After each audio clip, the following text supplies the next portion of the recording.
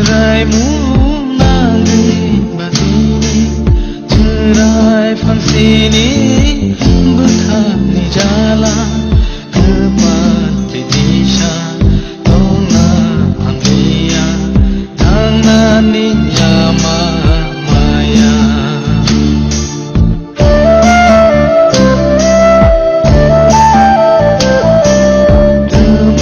seraimu nangis batini cerai fansini berkali jalan kepak ditisha tona amlia tanani lama maya sajorani iwang tongko rangtak shalom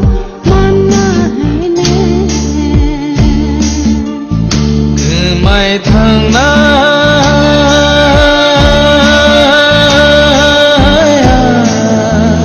karingo tai shong ni belengo lang mani adogo bersechan ko imang ni ha lang ma tong sha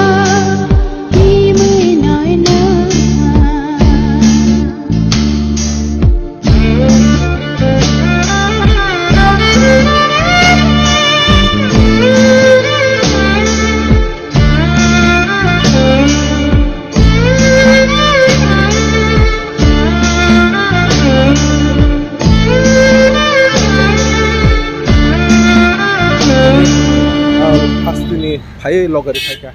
Hasil lo korong no, darah naik tuh ada nampung hai kok kesana musuh. Nanti hambai media friends no.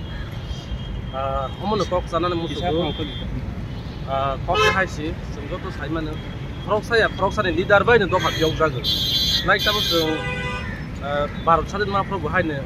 Prok saya leader mau hat nanti kasih mau thangma baru mau sadin mau hai ya. Or jaga wo bokot sini obu dan tunggu. Dia tadi suasana no obu dan tunggu. Zokolan nih no obu dan tunggu.